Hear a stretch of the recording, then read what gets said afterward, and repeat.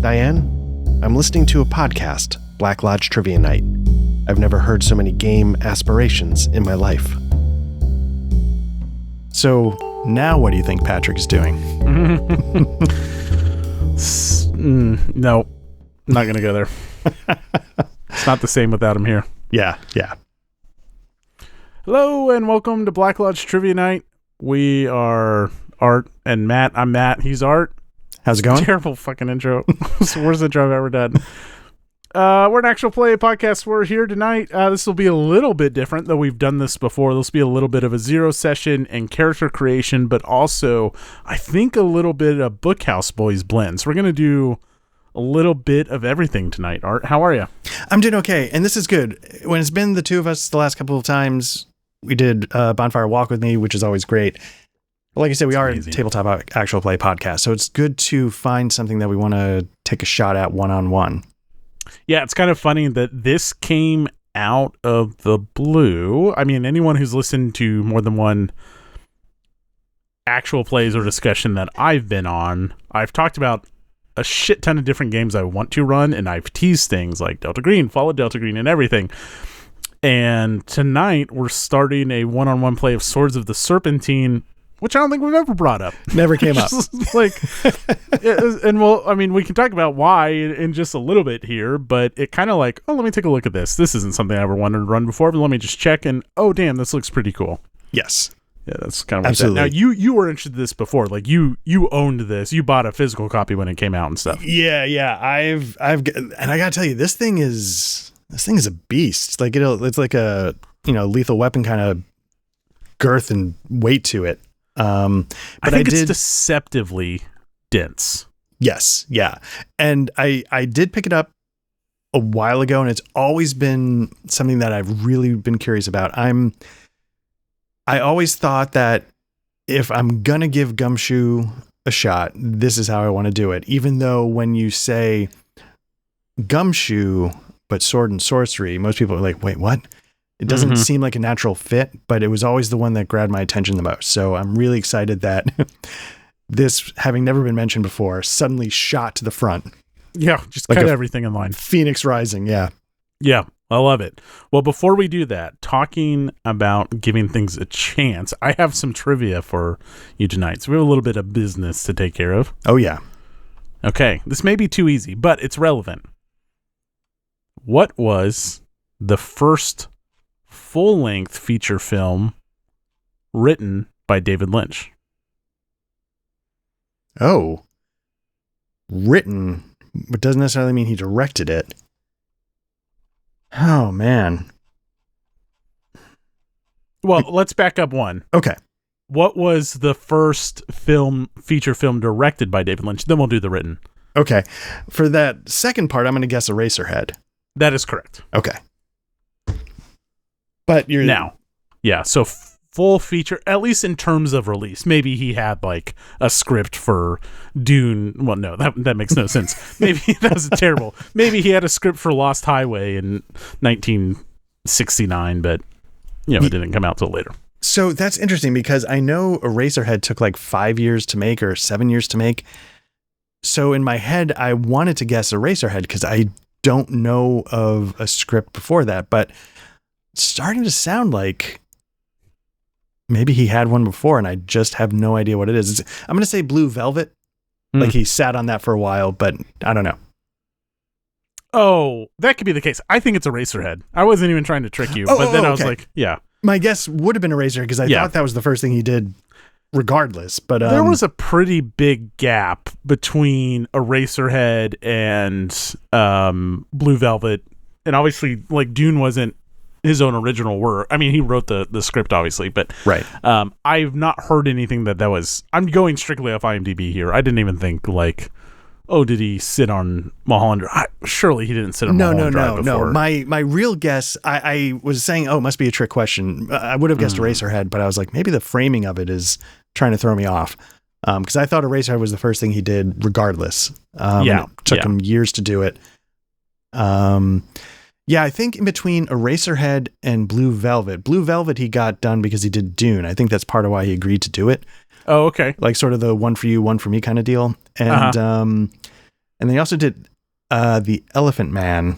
Yes. Yep. That was after. Yeah. I don't know if there's something else between. I always thought it was Eraserhead, Elephant Man, Dune, Blue Velvet, but maybe there's something else. Okay. Yep. That is the order. I'm looking at it here on IMDb. I think Elephant Man would have been the one I would have forgotten, and I probably would have gotten the order wrong. Okay. But yeah. Elephant Man, I think he got because Mel Brooks liked Eraserhead, I want to say. And then so weird that that's a David Lynch film. Yeah, my understanding, and this is going to be one of my confessions, I've never seen it, although it was nominated for multiple Academy Awards, and I feel like it probably wasn't as surreal. If I had to guess, I imagine it was a little bit more mainstream telling that story. Yeah, I saw it in high school because there was there was a script in like forensics or something like that, and someone did Elephant Man, and that then led to. So I saw it in high school, but any good? I don't remember. I don't remember it being weird. I mean, that's why it's like still surprising to me that David Lynch did it. Like everything else checks out. Yeah, and even like the lead character, has the deformities that are grotesque. You could see it being, that could be sort of in some of his wheelhouse. But then he does like straight story and stuff and surprises you, and so I always assumed the Elephant Man would be more in that vein. Yeah. Well, very good. Yeah, I wasn't trying to trick you, but the reason I asked that, and I said that wasn't going to be easy because the first RPG I ever ran, and before I played in anything, was Gumshoe. So I cut my teeth on Gumshoe. It was the horror RPG. I was going to say Fear Itself, but that's not what it's called. Whatever the horror version of Gumshoe is, great radio here. But not Trail of Cthulhu, something else? Not Trail of Cthulhu, something else. Oh, interesting. Okay. Yeah, I'm sure we could pull that up. But yeah, so I started on Gumshoe. Gumshoe is an RPG system that takes the whole premise, and we've talked about this a little bit before. Oh, it is Fear Itself. Okay. That the problem with investigative RPGs is that GMs will miss the very important piece that if a clue is crucial, players should always get that. So that's kind of like the starting point for Gumshoe. You always get the core clue. And then you have investigative abilities that allow you to spend to enhance that. And actually we'll get to it, but like Swords of the Serpentine enhances what you can do with those investigative abilities. I really like that. It's like, yeah, you want to sink points into this, but you can do other cool things with it other than just amplify a clue. And that's really cool. And then you have general abilities. So driving and jumping, athletics and sneaking and all that stuff. And you use those in just simple tests. So you're not ever rolling to see if you obtain a clue. You're only rolling to see if you sneak by a guard, if you drive a car really well, or combat and things like that. And so the premise of Gumshoe itself is all of these games are investigative in nature, which does shoehorn the system into a mystery game. It doesn't have to be a murder, but even as we talk about sword and sorcery Gumshoe, all of these adventures take a investigative approach. So we're dealing with some kind of mystery. We're unraveling, obtaining clues. Yeah, and as I was sort of going through the rulebook again, it'd been a while since I've read Swords of the Serpentine. It'd been a while since I've looked at a Gumshoe rulebook. For some reason, I thought I remember it saying, like, you have to tell the GM what ability you're using. If it can work, it will work and give you some kind of clue. But then the part that threw me was, is it true that the GM is supposed to sort of give you a wink and a nod if, like, hey, you might want to spend points on this? Or is it something you're truly supposed to decide on your own? I've always I've ran Gumshoe a few different times. I've done Bubble Gumshoe.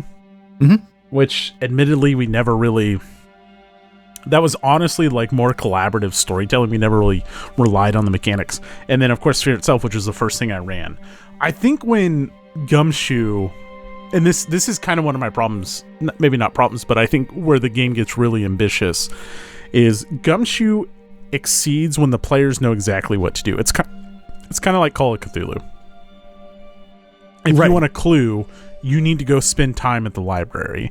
And if you haven't listened to an actual play and you haven't played before, you may just want to go like, let's dive into the adventure. Let's not go to the library and research some stuff. And that can usually be, especially I ran a really cool adventure, but a lot of it was like, man, if the players haven't read the Call of Cthulhu, like the original H.P. Lovecraft story, like they're going to miss some of this, and they really need to go do some research. So this is the same kind of thing. It's not that wink, wink, nudge, nudge you should spend. I think the GM should be prepared to enhance that clue if they do want to spend, and the players should expect to spend. Got it. Okay. But then here, I think Swords of the Serpentine says, okay, if you're not going to spend on clues, here's all the other ways. Like, okay, if you have the spirit vision of the Sentinel, like you can use that in a bunch of different ways as long as you can use it in combat. You can enhance a general ability. You can do this, that, or another. And so you can deploy it in other ways other than just like, I'm going to use a point to get a juicier clue. Right. So part of, I've always been a little confused, I would say, by Gumshoe in some fashion, because to what you just described, like it succeeds more when the players know what to do. Mm-hmm. Always struck me as like, is that really investigating then? If like, hey, you're going to want to do this. And that, like, that's always the part that threw me, is like, I couldn't tell how much actual investigating happened. It just smoothed out. Right. And then you lose. So even if the players know what to do and they're investigative in nature, then you're asking them to do the right thing. Now, I think a good GM, you morph the clue to do what the players ask. But here is how Gumshoe could work, and I think this is even examples. All right, I walk into, I don't know, like I start going through the, like Fear Itself. I start going through like the home movie collection, and I see, oh, you have a skill in like photography or something. Like, oh, I can stretch that. Like, you know that photography, maybe you just know things about film, right?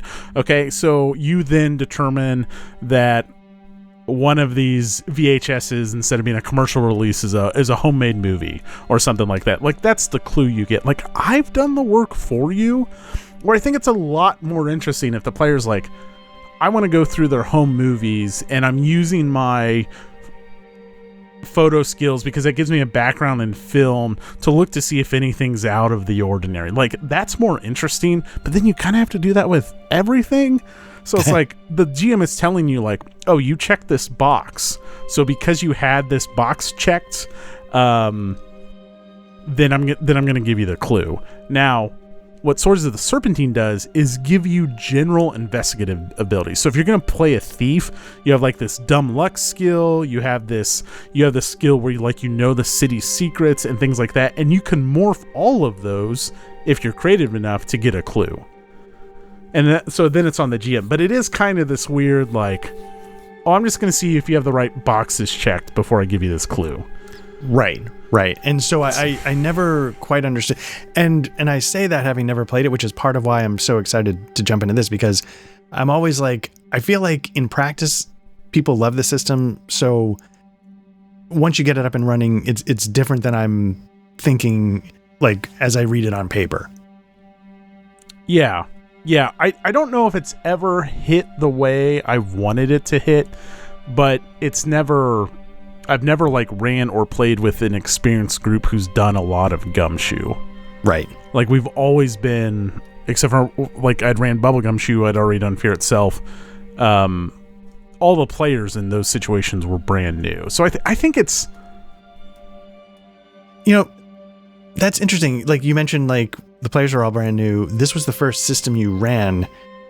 This feels like a slightly more advanced system. So I'm interested in how you arrived at Gumshoe to be the first. I think I was just like browsing Reddit for like best horror based RPGs, and really it's not a complex system though. Right, that's true. Because this from the get-go sets up that mystery flowchart. This is how you should run your this clue leads to this scene, this clue leads to this scene, which can lead to this clue or this clue, and this scene or this scene, and then you have this roadmap. And it's a little more spelled out in Swords of the Serpentine, but that builds that you need to be flexible. This piece leads to one of these pieces, but they can... So, and mechanically, like, the game is just, you're passing a certain skill check. You know, if it's average difficulty, it's 3, and... You know, if it's really hard. But I do think there's like an ideal way to play Gumshoe, and there's an ideal, like, if everything goes right, look at this cool thing. And Swords of the Serpentine is, and I flagged it, but I don't remember what it was anymore. I thought of something today that I was like, yeah, this sounds great, but I don't think this is ever going to come up in practice, like, ever. So it's cool that the game... The people who made this game brought this thing up, but I just don't see players ever acting this way. Right. And I honestly, I don't know if the story's out there, and I should probably look it up, but I would really be curious to hear why the creators of this game are Kevin Kulp and Emily Dresner. Mm-hmm. And you can tell from the book that it is absolutely a labor of love. There's so much poured into it. The book itself is fantastic quality, but just reading like the background material and all the thought that went into the setting, you can tell it's like a labor of love. I'd be curious, like, what made them choose Gumshoe for their sword and sorcery? If I want to be careful here, I want to say that Kevin did the mechanics. And who was the other creator? Emily Dresner. I don't know which way that workflow flowed, and I think it was collaborative, but I think one creator may have taken the lead on the mechanics, and one creator may have taken the lead on the world design. Right. So I don't know why they went to Gumshoe. I will say that Kevin Kulp is very active on, and Emily maybe as well, and I haven't noticed, but Kevin Kulp is very active on the Pelgrane Press Discord. So even that, you know, a couple years later, this is still something that they love and still do work on and talk about with people. So yeah, and I'm just realizing I think I'm on that Discord. I should just look and see if that answer's ever been that question's ever been asked in the Discord and look it up. Yeah, I don't know, because I'd be really curious, because again, it does not seem like the obvious pairing, but when you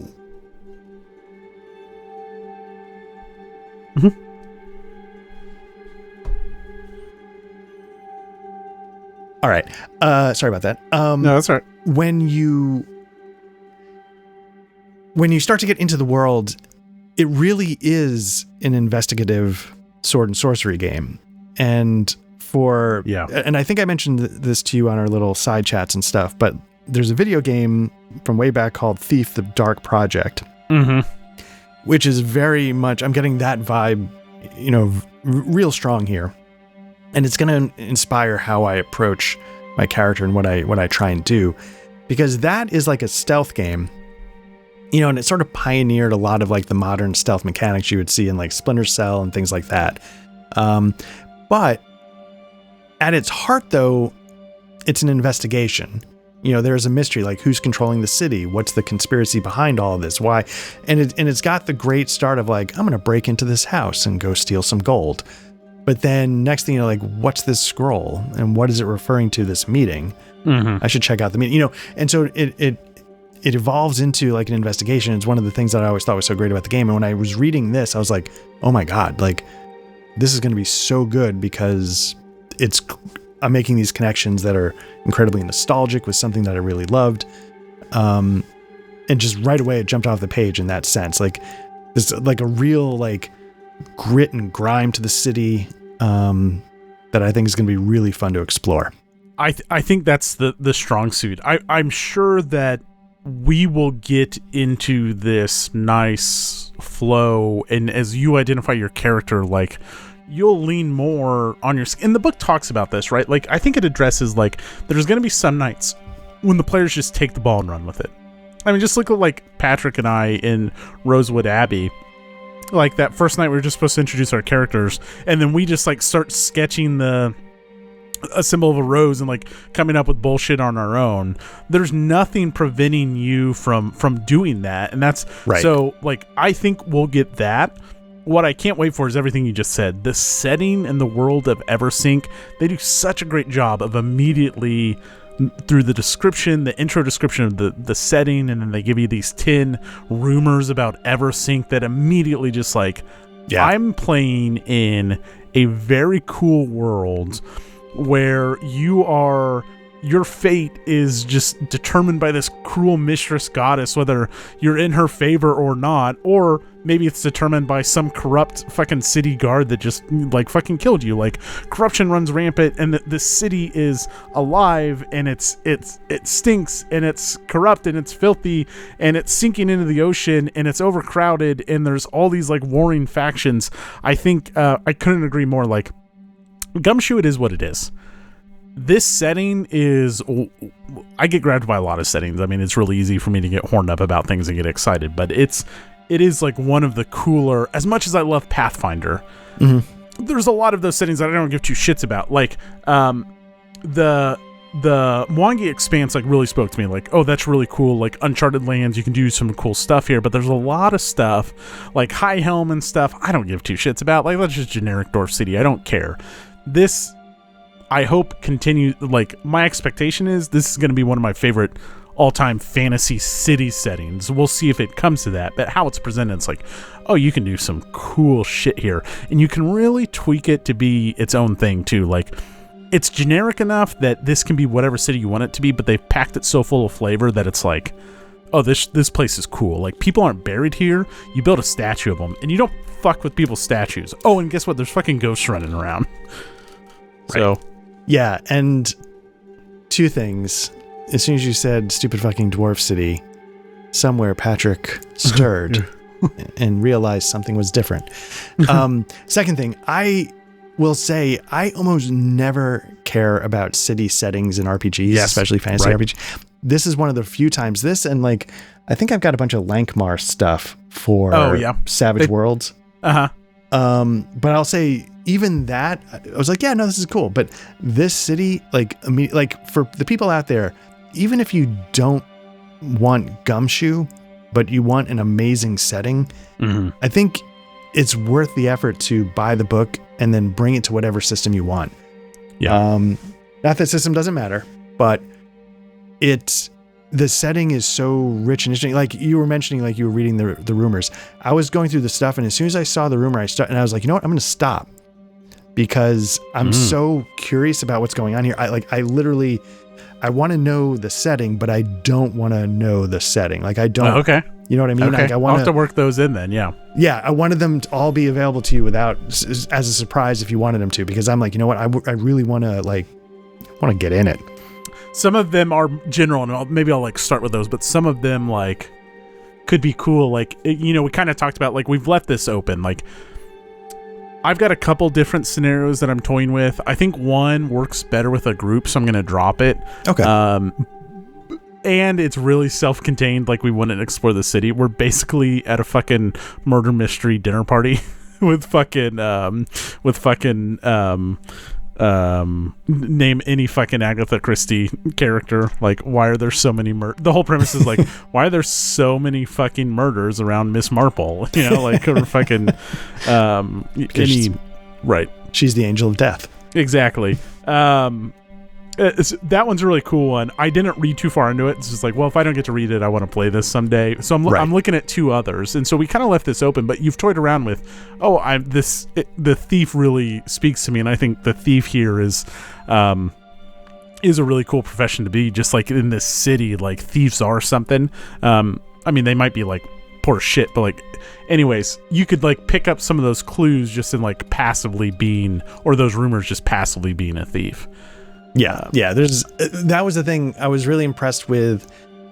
It's got like your classic fantasy classes in a sense, but I felt like each one of them was like, here's why you're investigating. Yes. And that's a problem that I think we discussed at length with classic Call of Cthulhu, is like, why are our characters in Scritch Scratch doing what they're doing? And I had to make a conscious choice of why my character would do dumb things. And I feel like this game is like, hey, this is what you're looking at, and this is what's catching your eye, and it lets you know like there's stuff out there you're interested in, and gives you something to lean into. Which is why I thought again it was so interesting that Gumshoe was your first game with new players, because I feel like Gumshoe, at least like Sword and Serpent, is like pick a couple adjectives that describe your character. Like that's the kind of stuff that I think for a new player, like it seems simple, but I feel like it takes experience to make it simple. Where like something like D&D where everything is sort of a mechanic, you don't have to, you're not on the hook to go give me a whole backstory. You know what I mean? Like, yeah. And while this has some of that, I feel like the classes, they sort of give you little nods of like, hey, here's some stuff you might be looking at. Sure. And here's stuff with some of the guilds that might be interesting, you know? Well, and your backstory here are the non-mechanical items.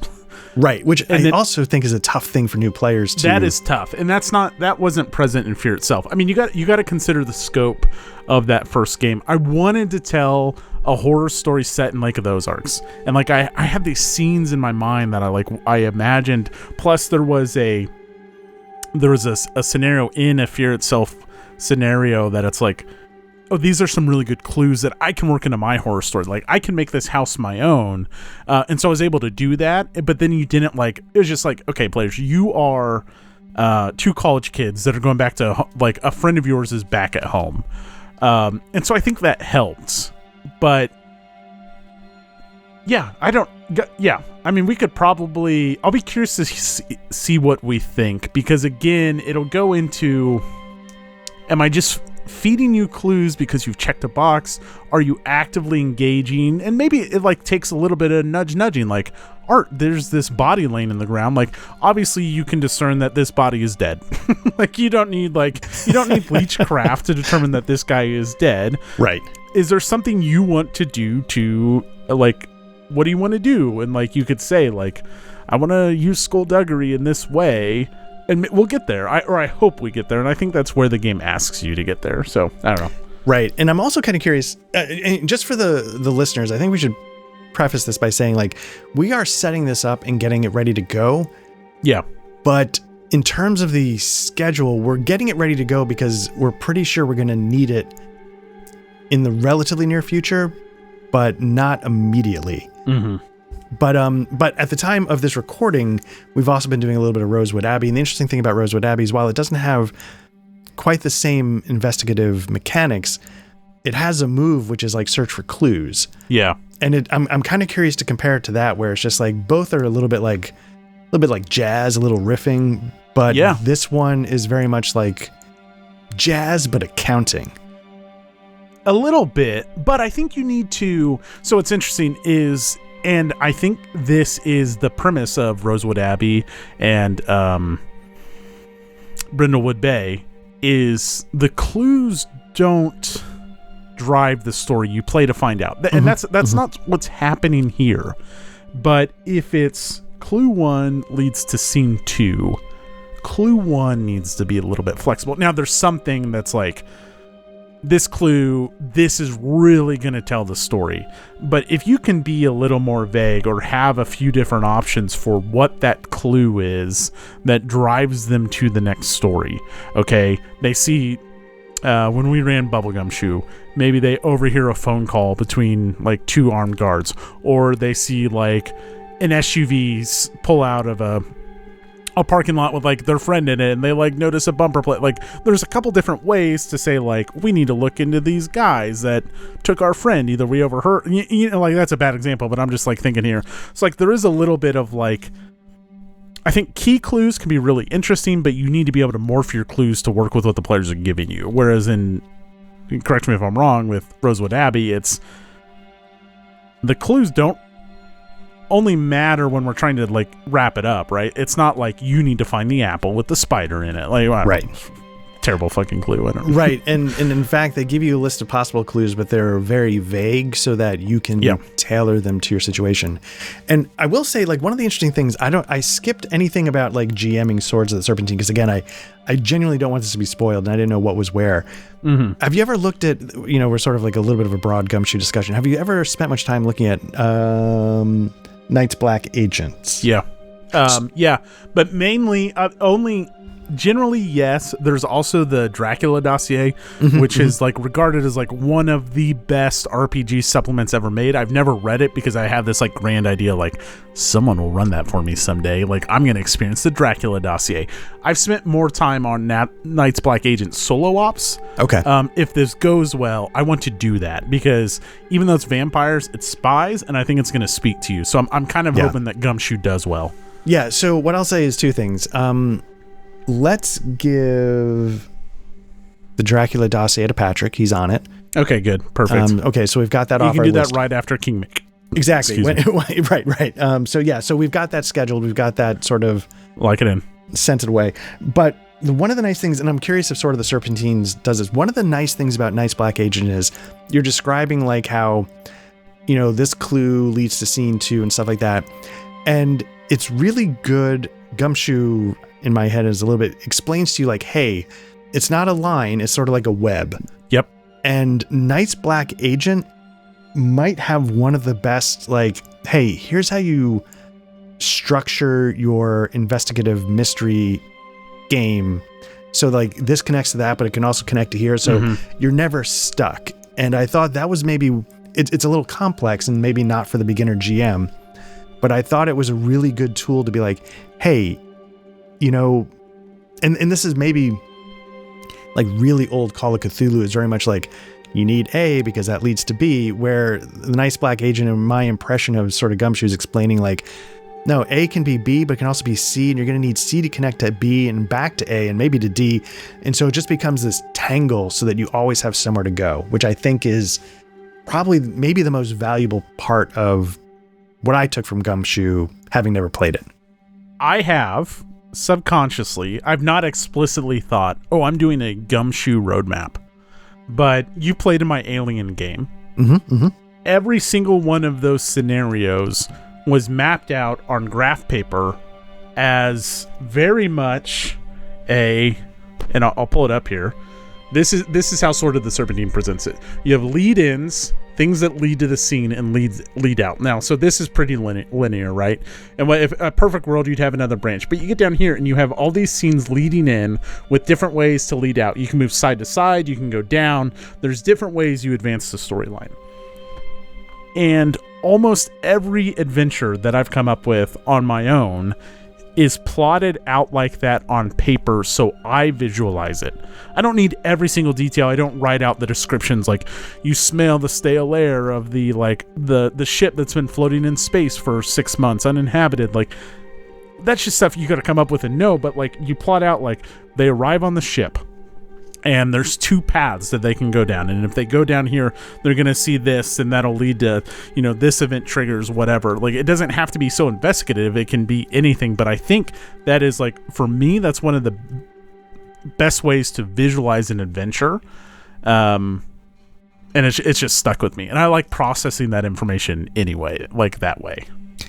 Yeah, and I feel like the one or two times, like the one time I ran the starter adventure for M Space is actually kind of a cool little murder mystery. That's sort of like a classic locked room kind of murder mystery on a space station.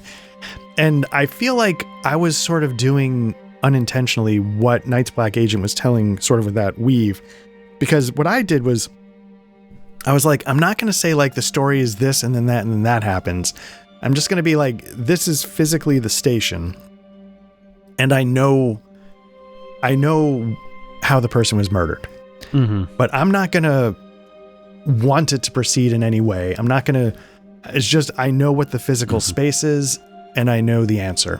And then I feel like that's not, in some ways, that's not that different than like, putting like this clue's here, this clue's here, this clue's here, and this clue can lead here. And I feel like it's similar in nature. And I felt like, I liked Night Black's 8 because it sort of gives it like a name and a structure that like, oh yeah, it makes it more of a tool.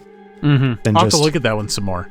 I mean, I think it's just a good way to think about your scenarios anyways, and not getting stuck in a trap and not being, again, I think railroad gives a negative connotation. I think railroad stories can be actually really entertaining, because if the GM has you on a railroad but they're telling the hell of a story, then I'm in it. Like, I want, okay, yeah, if this is a railroad and you've come up with a great story you want to tell me, then I'm going to experience the whole thing. I don't need a fucking sandbox. Right. But by having this leads to this, and having this kind of flexible approach and not getting lost in yourself, it makes it seem to the players like this is a little bit more open in nature. And it makes you look like a better GM. Mm-hmm. If you go back to the Alien game, remember I put you guys on the ship with the android that like killed everyone. Yeah. And there's just 2 long hallways.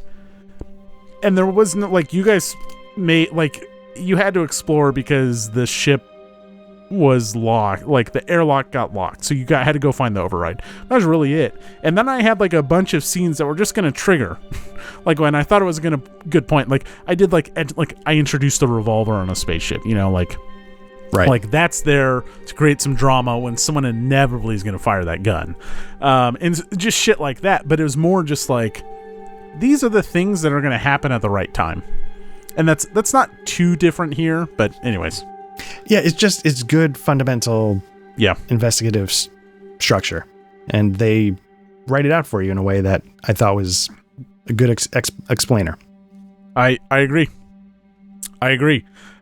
Should we talk about this? So what I'll say, and then maybe you want to talk about like what excited you. Like, was there anything else about Eversync or this world that excited you? I proposed running this because it is not a Gumshoe one-on-one, which is a very different, although similar, type of experience. Right. But it does provide direct advice onto, if you have one GM and one player, here's how you modify this game. Maybe less waves of bullshit enemies if you get in a fight, more points in this way. And also, in a solo game, you're asking the players to rely on their allies more. So you're going to have enemies in this game, you're going to have allies in this game, and you can call on them. Should they even tell you, like, you can spend 5 points on the Thieves Guild and basically, like, you command an army if your GM's okay with it. Like, you're the fucking leader of the Thieves Guild at that point. You do whatever you want. Like, you're not a player. You're commanding an army to do this investigation, which is really cool. Yeah. But if you're not, like, as a solo player, you probably need to be calling on your allies to round yourself out, because that is kind of another bummer about Gumshoe is, like, if you're really playing this game for it to succeed, you're building 4 characters that capture everything. Mm-hmm. You don't have to, but even I remember reading Bubblegum Shoe, it's like having a conversation with the players like, oh, none of you took photography. Maybe one of you should consider that. So we have photography and like, that doesn't feel great. No. So okay. Is there anything else that you want to mention before we get into character creation?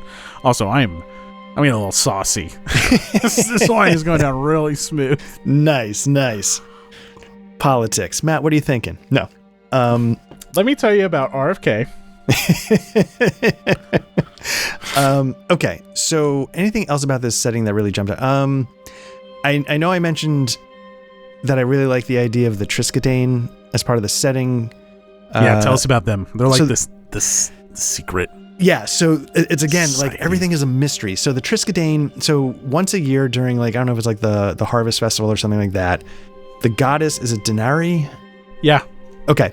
So the goddess Denari, who kind of is the city. Denari is the city. Right. Like islands rise and fall based on what she wants to rise and fall. And once a year, she comes to the city in a corporeal form and she hands out 13 gold coins to just about anybody. There's no reason why, there's no qualifications needed. It could be like a kid. And those 13 people form a secret cabal that run the city for a number of years until new coins are dished out or whatever. And should you like die during that time, your heir can get the coin. If the coin is stolen, that person now is a bot. It cool. Doesn't matter who the coin is handed to, it's who has it. And Triskadane, it's 13. There's 13 people. Triskadecaphobia. 13 people. Yep. Yeah. So as one of my SAT words, I guess. But I was just like, the concept of that, like, just even like, there's so much built into like, what's going on? Why is stuff happening, right down to like, city council. You want to fight the government. How do you do that? Nobody knows who they are. Right. There's employees, which is probably like, unless you tell me like, I'm a thief that is involved with the Triskelion explicitly, like one way they kind of tell you is like, okay, someone. So there's going to be like city workers and shit. Like they're going to employ people, but it's a shadow organization. Yeah. So, and the reason why I specifically meant that is because, again, like, thinking back to Thief, the Dark Project, the video game, basically when I was reading this book to get some idea of the setting, the whole time I just felt like there's a dark conspiracy around every corner. Yes. And that's why I as soon as I saw the rumors, I'm like, you know what? I don't want to read these because, and that is something that I want from city settings and feel like I rarely get. And this one knocked it out of the park.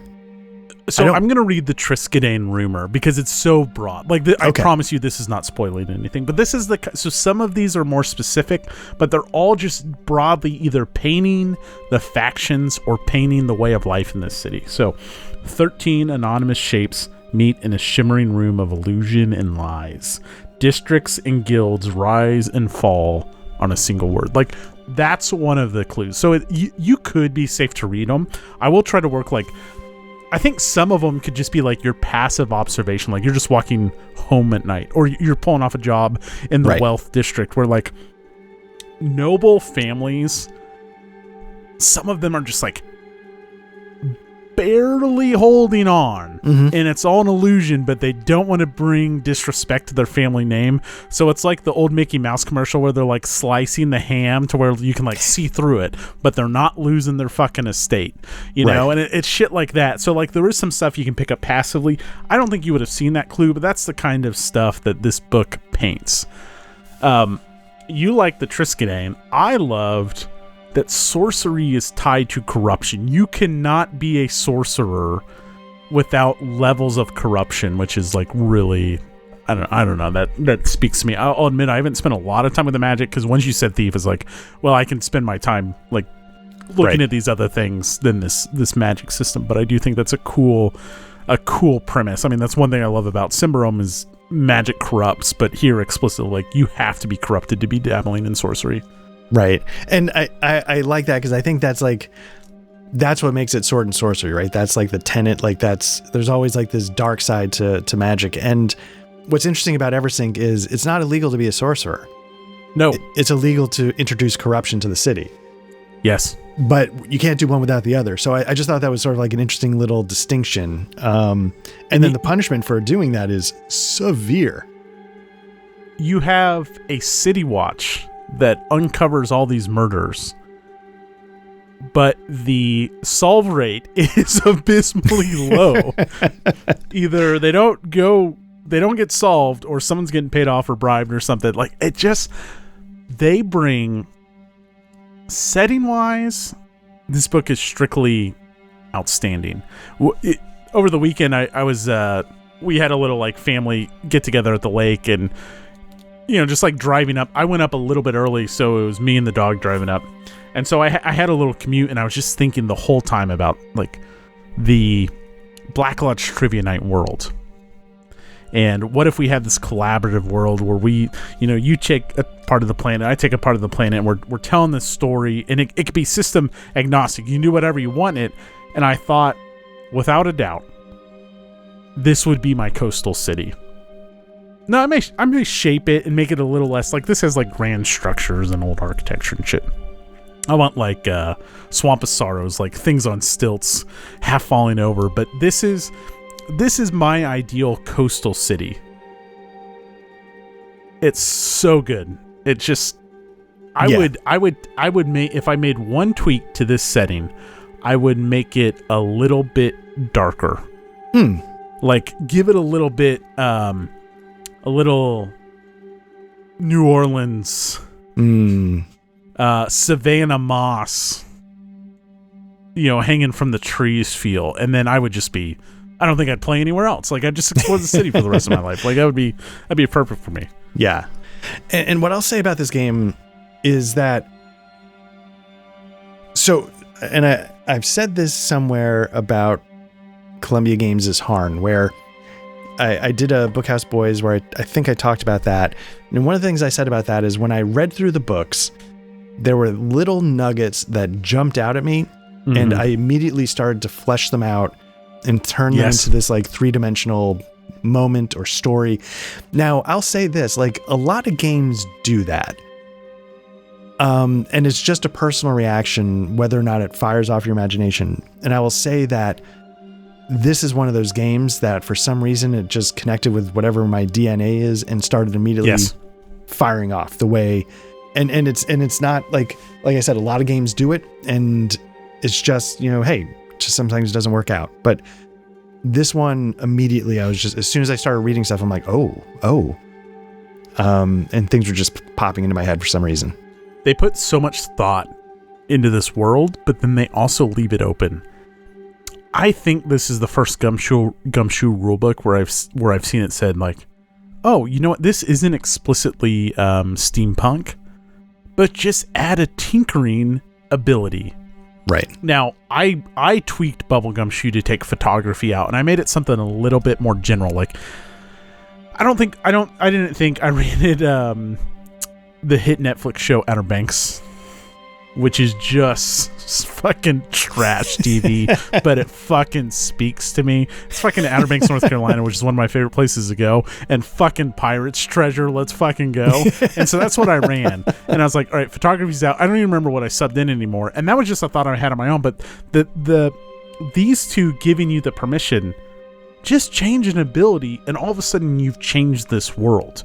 We can take Eversink, we change one ability, and this place becomes Swamp of Sorrows meets fucking New Orleans, like whatever. Like, we make it whatever we want. Right. So I agree with you. Like, immediately I'm like, oh shit, this is something special. And I'm with you. Like, when I read what's the big the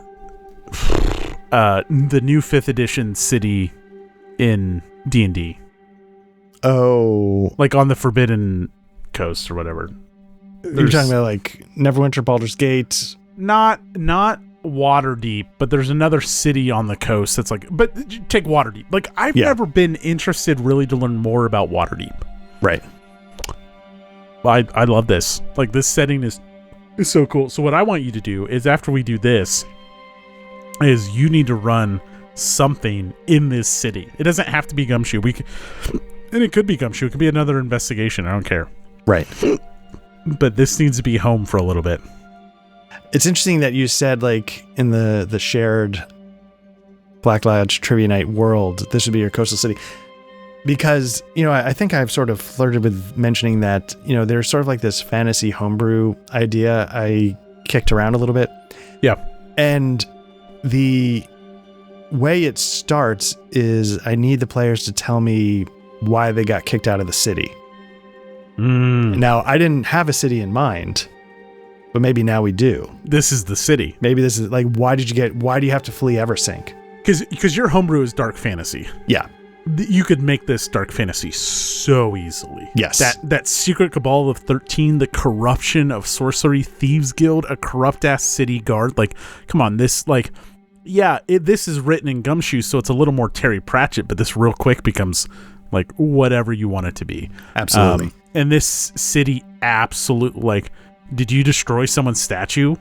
Like, did you desecrate a statue? You're out of the city. Like, did you piss off the city? Like, there's lots of ways to get kicked out of the city. Yeah. This is a cool setting, man. This Yeah. is really cool. Yeah, and that's a testament to how cool it is. It's like, even if I'm thinking of another place, I want the connection here because, like what you were just spitting out, like, why did I have to leave? It's still a fascinating setting. It's so cool. And then, like, I know this speaks maybe a little more to me than it does you, but the presence of spirits and ghosts and the role they play in this city, whether you're a sentinel or not, and whether your character explicitly has the ability to see spirits, you can still, like, reveal them to players and have them interact with them and So then again, if you take that in like a darker tone, then you're talking like coastal, corrupt, spooky season city. Like, I don't know, man. Got you covered. I'm really glad we found this, and I hope it's, regardless of what Swords of the Serpentine does as a system, I think it's really cool that we're singing the praise of this setting, and we haven't even played yet. We're not like we're so horned up on this setting. We haven't even made your character yet. Like we're just like just fucking all in. Yeah. So if let me just maybe we already covered this. I don't. Like you said, I've owned this for a while, and the reason why this shot to the top is because you picked it out of a crowd.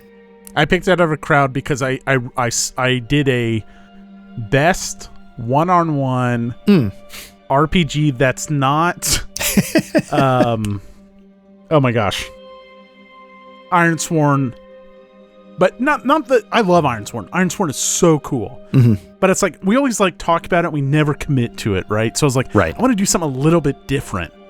And then someone said, like, this has explicit rules for that. And that's all I need. Like, I can make this my own, but I like when a game nudges you in a direction. This tells you how to balance it for one. Because, like, when you do I wanted something a little more traditional in the RPG sense, a little bit more Pathfinder-esque, but it's going to be a long night. It's going to be a real long night. Most Pathfinder stuff is not scaled for one adventurer. Right. And so that's how this stuck out of the crowd initially for me. But go on, finish your thought. That's my journey. That was the thought. I was just curious. Like it like this literally came out of nowhere, and it was because of you. And so that explains why. Like that was your ChatGPT prompt, and then it sent you to Reddit, and Reddit said it's got a pretty good one-on-one. Yeah. So I went there, and I started to dabble, and then I read the things about the city. And then I saw that there were 4 classes. I was like, maybe I should throw out some alternatives, because I like class diversity. I really do. I like having, that's one thing I love about Pathfinders. You can play whatever you want. Right. And when I saw 4, I was like, well, maybe I don't. Then I read one of the adventure hooks. And I was just like, we're home. Yeah. We're home. Yeah. And we'll get into it shortly as we start to create my character, but one of the things that in my mind makes Gumshoe maybe a little bit more of an advanced system, but also what makes Sword of Serpentine so interesting, because it's such a weird pairing. They're like, hey, if you want to make a thief, like, here's what you might want to do. Here's like an archetype that you can lean into to get you going, but you're not required to. So like, it is a class-based system, but you could make a thief that's a ghost hunter that, like, if you pick the right weird combination of abilities, you can get sort of like interesting hybrids, I think. That absolutely. So there are social investigative abilities, and those are available to anyone. There are class-based investigative abilities, and those are also available to anyone. There's nothing preventing you from being part thief, part sentinel, which is exactly what you just said. If you do go all thief, you get 1 extra build point. Yeah. But you're not required to do that. So you're exactly right. So, and that's part of the deal. At first glance, it's like, oh, there's 4 classes. Oh, the classes just give you a little bit of direction. It's like, this is why your character is acting this way. Yeah. It's not your class. Your character can be exactly what you said. I'm a thief that sees spirits. Right. And right. So it's a little soulsy in that sense, where like, sure, you start with a class, but by the end you end up whatever you feel like, whatever you put points in. Yeah. Is that a good segue into starting to make your character? Let's do it. Yeah, let's start making my character now. Okay. I saw in so there I gave you a couple character sheets. Yeah, I wasn't sure what the difference was. I gave you 2 to, like, if you wanted to get in here earlier. So here's I see. I know I appreciate, like, this may not be for everyone, but I do enjoy, like, when you're exploring a module for Foundry, or when you've built something for like Kurnoth Alice, or for oh my gosh, the solo space. Oh, I want to say Hostile. hostile. Jeez. Then like you go through the mechanics of it. So real quick, just the investigator system is kind of the generic Gumshoe Foundry module. There's nothing explicitly for Swords of the Serpentine, so we kind of have to tweak it. We got to go into the settings. We have to make these things. I believe I've captured everything. If we find something that's missing, super easy to add. But I've kind of broken it down, much like the character sheet would. Your general social investigative abilities are there, the 4 class abilities are there, and your general abilities are there. Another thing I'll just really quickly add about the general abilities that are really cool here, while I pull up the character creation kind of checklist, is if you really dedicate yourself to something, like if you're really good at stealth, you're going to unlock a cool ability. And I like that, because one of the things that's always bugged me about Gumshoe is, like, the more I spend my stealth points, the worse I get at it. So it kind of, like, if I'm going to put a bunch of points into stealth, I get a little bit of, like, you really are an expert here, so we're going to give you this extra ability to kind of make up for that. Right, and I think it's like if you put 8 points into something. 8, yep. Yeah. So those will populate automatically. Like, if you go down a path, like, I'm all in on stealth, it should just pop up on that character sheet automatically. Right. Okay, so I've got open off to the side. You can't see it. There is in the book, it's a creating a character quick reference, which is on page 11 of the book, which is, if you're a little bit more of an experienced RPGer, it's just a great, like, bullet point step by step to walk you through it. And the first thing they recommend you do is to choose a profession. Now, there's 4 choices: Sentinel, which is basically you've trained in law, and you're like a detective. That's sort of the most classic form of that. There's a sorcerer, which we've talked about. There's a thief, and there's a warrior, and then there's some mix. I'm going to start with the concept of a thief, because, again, I was talking about Thief the Dark Project. This really clicked with me and what I remember about what I loved about that game, so I'm going to go with a thief. So... Nice. I assume I can just change... Let me see. You should just be able to... Yep. You got it. Type that in. There you go. Okay, so a thief. Now, step 2 is to note a few adjectives to describe your hero, and then write down your drives. Now, I didn't really think too hard about this. So the drives are your 3 favorite things. Those are physical items, right? Yeah, so your adjectives are words that describe your hero's personality. So they're like these are my quick reference guide to this is how my character reacts in this situation. Your drives are framed in this game as what 3 things are best in life, and those are the motivations for your character, and those actually have a mechanical ability where if you're invoking a drive, if you're invoking one of those things, what are the 3 best things in life, you can get a +1 to your die roll for a general ability if it's tied to whatever that drive is. So the adjectives are, this is my character, this is how I envision them. The best 3 things in life, which I believe if you click on notes. Notes, there we go. Yep. There we go. Yep. Then there's where, so your adjectives are, this is how I describe my character, here's a few words, and then obviously, like I just said, the best 3 things in life are what motivate your character. Got it. Have the mechanical advantage. So also, tonight's show, can you believe it? I remembered a lighter tonight. Oh, nice. Fragrance, this is, I don't have the lid. Notes of lemon peel, pomegranate, cranberry, red currant, apple cider, and spice. Scents from Hell, our unofficial sponsor. And now, are they back, or is this just an old one? No idea. It's an old one. And Gariki. This bottle one that is no more. Oh, it's kicked? Oh yeah, it's kicked. Let me see if I can get this lit. Nothing like just me like looking down at my candle. Patrick's gonna be so sad. Is that a Sense from Hell? No, I never. This is my. Is that the Lord of the Rings one? Yeah, they all have like sort of porn names. This is Wild Strider. Wow.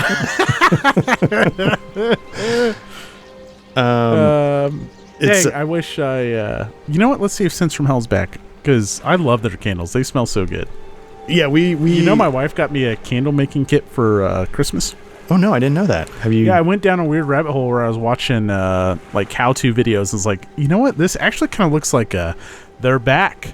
You can get a cup of stars, which just reminds me of a cup of soup. A boy's best friend is his mother. And Mary Cat. There you go. Nice. Yeah, Patrick's missing all of it. But that's what you get when you replenish on vacation. You miss good stuff. That's why I don't take vacations. Yeah. Okay. So for the adjectives, I'm just going to come back to these, or do you already know what you think? I definitely have one. Okay. And that is paranoid. Now, part of the reason why paranoid is because we have been discussing part of my backstory. You know what? While I do paranoid, I'm going to also spend... It's jumping way ahead, but you have basically 3 build points to spend on allegiances. So I'm going to jump ahead and spend... You spend 2 on allies. You can spend more, but it takes away from your skills. Yep. And you spend 1 on an enemy. Now, I'm playing a thief, but I'm going to spend my enemy on the Thieves Guild. So go to edit. Okay. And then you should be able to find allegiances. Allegiances, okay. And I don't believe you can go below 0. Go ahead and mark that as 1. And what I'll do, again, getting into the nerdy side of things, I will go in and I will change, and this is in the module, the system settings. I'm going to go into the abilities and change... oh, no, it's on your character sheet. I should be able to edit it there. I will change that to read as enemy.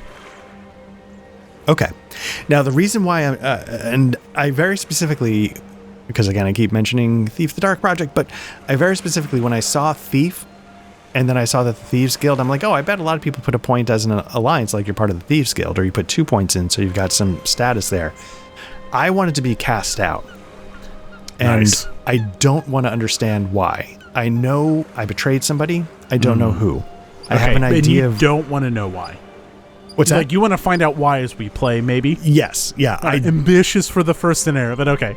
It doesn't. Right. Like, we don't have to solve all of it, but like, I know the job, and I know it involved. We mentioned the statues. It involved a statue, but I don't know why I was given that job. It seemed like it was set up to fail in a horrific way that put me at odds with the Thieves Guild. And a scene. A dark, stormy night. You slip on the cobblestones. The city guard is right behind you. Your partner, he slips. He says, "Ebril, hurry, hurry." You say, "Please, I must catch my breath." And you rest your hand on a statue, not realizing that you grab the statue by his member. And you're startled as the city guard rounds the corner, and you slip on the wet cobblestone, and to catch yourself, you grab the full girth of the member, and you snap it off as you fall and splash in the gutter of the cobbled streets. And that dong is now a ghost. Yes. So if you don't, part of it is people believe, the reason why they have statues is because you can't bury people. You can't. It's New Orleans. Right. So they create these statues to sort of memorialize those who have gone. And there's certain things about, like, if you put their name in it, it does certain things. But the idea is that, like, this statue is what sort of allows them to pass into the afterlife and protect them there. And if it's broken, especially if you know the name, they have to sort of come back and become like a restless spirit. Yes. So the breaking of a statue is the worst. Yeah. It's a big no-no. Right. And the job that went wrong involved breaking a statue. You broke it right off of the dick. And it was a dick. You still have the dick. You took it with you. Yeah, because it's my one clue. Yes. So I have a raging clue. Exactly. So I carry it with me at all times. I'm like, "Ma'am, are you familiar with this?" And she's like, "Well, I mean, yes, but probably not the way you mean." Sir, pull down your pants. Let's see if genetics. Do you have a picture of your father's? Speaking of raging clue, let me just say that South Park is doing the Lord's work right now. They are going for it. Good for them. They are absolutely going for it. I updated Thieves Guild just for your character sheet to read as enemy as we go forward. It may take you... There you go. So just so we know that point is there. I couldn't find a great way. There's kind of one way to do it in this setting. Like, you unlock... it's like if you were to take sorcery, you would unlock It's not called spell slots here, but basically the ability to type in different things. Got it. And we could do that. I didn't like that, so here we are. Okay. So then I'm just going to pick my two allegiances, my allies. Real quick, Art, do me a favor. I was just testing, making sure everything works. I'm going to drop everything. I can do it on my end. I'm going to drop everything back down to 0. Okay. So, again, I put everything at 1 just to, like, see, is everything working? And, right. Yep. Okay. So you should be good. Okay. Other than your health and morale are way up, but we'll fix that. Yeah, we'll get that settled. And so I'm just going to pick my allies right now since I'm here. Because I've been kicked out of the Thieves Guild, I've got a certain set of skills, but the people that I would normally engage with to make a living will not talk to me. Okay. So I have to sort of slum it in sort of, and so one of the people I work for is the City Watch. So okay, it's like I couldn't be a bigger piece of shit but like I need work, and as you said, they're corrupt. They plant things, they steal info, they blackmail, they use probably very gray methods to accomplish tasks. And as a thief, I happen to have some skills in those gray areas that can help them, I'm a little bit of a narc, a very skilled narc. And so nice. It's a move out of, so paranoid. So the next adjective I'm coming up with is desperate. Nice. Because again, like whatever cloud I had in the Thieves Guild, whatever comfort I had because of that came with that cloud, it's all gone. And so I'm rock bottom. And so I have to take the work, and then, and I think on some level in my head, the City Watch kind of like enjoys it a little bit. Like, look at this guy, let's make him dance a little bit. Cause they know that I'm betraying, the people I actually want to hang out with, but I don't have a choice. Yeah. I think you played into, so there's like a mechanical, like rank 1, this is what which is like, someone on the force and you blackmail them. But I love the approach you've taken. So one of the ways is if you take a point in City Watch, there's someone that they call upon regularly or trust. I don't know if they trust on you, but like, yeah, you're a fucking grass and they're going to call on you so love it. And you nailed that. I don't know if you actually read that information or not, but I think you've kind of perfectly represented what a point in an allegiance with the City Watch represents. Right. I didn't want to be the one with the clout. I want them to see me as a pawn. But yeah, it's I love it. But it's one of the few groups that I can actually benefit from. So it's a little bit one way. Like I definitely need them more than they need me. So now for my second ally, I was leaning toward Guild of Architects and Canal Watchers. Okay. But I don't know. So the idea is that they have an appreciation, understanding sort of the guts of the city. And so I feel like when maybe I was in good with the Thieves Guild, I knew, like, preparation is the best key. And so I would make sure I did extra research, trying to, get the information about my target before I went there. And so in that time, like, so I spread some coin around. And so I feel like they're indifferent enough to who I work for that as long as I'm able to keep, like, the people I've bribed are still open to be bribed, so to speak. Yeah. But do I have an understanding of that group sort of correct? Yeah, I think so, absolutely. And so, again, what that one point is, like, you have that person, you bribe them, I want to call them your friend, but they're willing to let secrets go to you if the price is right. Again, it sounds like you're building a character where maybe the trust isn't there, so you can build it another way. Like, you have a really close friend, on the with the guilds, but that's not what you're going for at all. No, and I think what's happened is this contact or whatever information is passed down to me. It's never come back to burn them. So because it hasn't, so far they've only benefited. Okay. And so they don't mind continuing that, and probably they have ways in place to, like, if it ever did start to blow back on them, it'd be on me so fast that I'd be in real trouble. Like, they're not going to take the fall for me. But they're still willing to do business with me because I've sort of protected that confidential source a little bit. Nice. So yeah, and the reason why I wanted to jump ahead here is because it sort of helped shape a lot of what I was thinking of. I think it's shaping them beautifully. Like, I love this. This is really good. So I know we jumped ahead. So now we need to, finally, that was my third adjective, which is prepared. Okay. Nice. And nice. I won't abuse that. Like, no, I think I thought of this already. If you just let me, but I think the idea is, like, I'm paranoid. I was always, or maybe careful. I don't know what's better, but I was always, like, careful, and so that's part of why when I got flipped and burned, it made me extra paranoid. Okay. Because I was like, wait. I usually plan for this, and I did not see any of this coming, and all of a sudden this blew way out of proportion in ways I never expected, and now I'm in real trouble.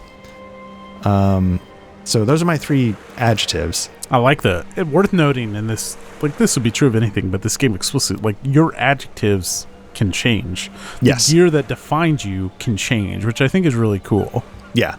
Then that's the thing. Like, if I start going through stories and I'm constantly caught off guard, or, like, then I'm not prepared. Like, I might be falling apart, if circumstances. And at some point you may not hit desperate or paranoid. Like, you if we like this enough, like, you could settle your score, right? Like, we know a statue may have been involved, but really we just know it was this job. And so your burn from the Thieves Guild, we may review anyway. I just think that's cool. I think that's a side note that the game kind of anticipates that development and character growth, because there's not a lot of, like, leveling up and learning, I learned a swashbuckler's move now that I've been playing this game for a month. No, that's not it. Instead, your character progression is the things that define your character are the things that can change over time. Those defining adjectives, those defining items. And obviously that makes sense when you think about it, but it's nice for that to come out and explicitly state that. Yeah. So now we're going to look at what are your three favorite things in life. These are the drives. What's best in life. And this, I was a little torn, because one of the things I was thinking about, because again, I actually haven't thought specifically about what to put here until right this second. Part of me is what's best in life is, I wanted to say something like certainty, but that's not exactly what I'm going for. It's the idea of, like, I don't know. Maybe it's what's best in life. Maybe it's more like some level, like, personal control or something like that. The idea that there's all these outside forces that influence me, and I need to be the master of my domain on some level, but I don't know. Okay, Seinfeld. Yeah. So it's not that kind of competition, but I'm trying to figure out, like, the right way to phrase, like being my own master. I don't know what it is. So what matters the most in life is independence. Yeah, maybe it's just maybe it's that simple, right? Independence. Like, you're the master. To be the master of your own domain, you have to be independent. Yes.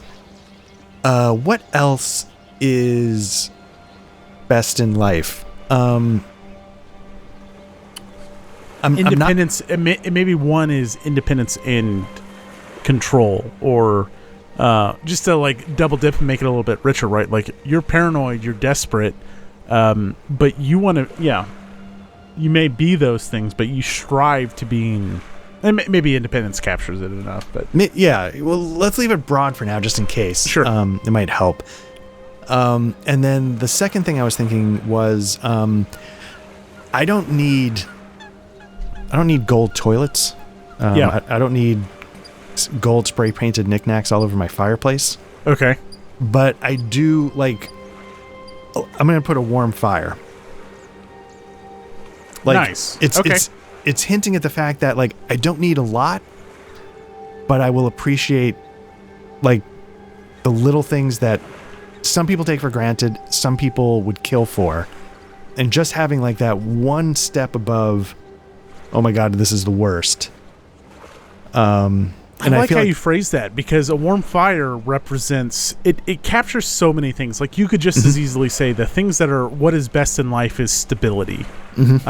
Well, but no, it's also a warm fire represents safety, security, stability. I mean, all of this. I actually really like you representing that as a noun, because I think it drives. Again, it's a good way to drive your character because it represents all of these other things. So good one. Nice. I like that. Yeah, and a warm fire, you can let your guard down. You just, security. Yeah, exactly. So independence, a warm fire. And it makes sense for someone who's paranoid. Right. Or maybe someone who's paranoid of constantly having to... So to me, when I see those two things, I see you as paranoid, but what is best in life is a warm fire. And when a warm fire, one of the things that indicates is security, then that to me means you are someone who's tired of looking over their shoulder constantly. Right. And that was actually the third thing I was going to be friends you can trust. Those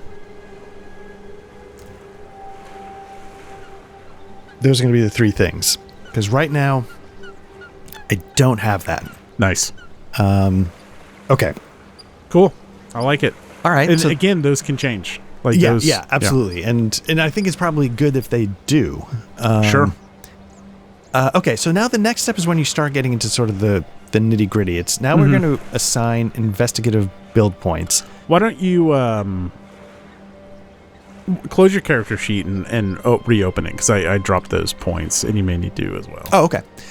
And then go to edit. Okay. Here we go. Okay, so now the number of points you get depends on the number of players in the game. Is that for the investigative abilities? Yes. Let me and I think is it 14 or it goes up the fewer players you have, so you can be a little more. Yes, but it's going to get tweaked for, I think it's page 222.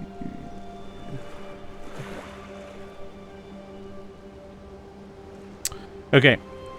You have 14 investigative build points and 1 additional rank of allies for a starting total of 3 ally investigative ranks instead of 2. Oh, I get an extra. So you get 1 more ally and you have 14 investigative build points. Okay, let me who else can I Sorcerer's Cabals? Interesting. Again, it's because it's another group of people that can't operate openly, but they have needs, and it's probably a group that the Thieves Guild would probably spit on. I'm sure they're not friends with the Sorcerer's Cabal. Maybe they are, and I just... no, I dig it. I expected you to go Triskadane, but I dig it. Yeah, no, like I find the Triskadane fascinating, but I want that to start out as a... I don't want to have any... I want that to be a mystery. Okay. And nice. so it can... So, again, I'm going back to that jazz. So it can... Like, if the moment strikes you in a way, you can be like, oh, I'm going to do it this way because it's totally open. Cool. But yeah, so I'm trying to pick groups that the Thieves Guild would definitely frown mostly on. The City Watch, the Cabal. The Architect is more practical. I don't think they would care either way about that. They might be connected as well. Maybe they even rat on me like, hey, he's looking at this, and maybe I get burned that way because they, maybe my contact double dips and takes a bribe. Who knows? But yeah, so now I've got to spend 14 ability points. I've spent my third ally point. This is the social... where's the social... Is it... Well, they won't show up until you've populated them in. Got it. So it's charm, command, intimidation. So scroll down. Yeah. Or some mark those, change those. I guess I didn't zero. Go down to the warrior ones. Drop those all to zero. Yeah. I had left those. So how the character sheet works, it won't populate anything until you have points in it. Okay.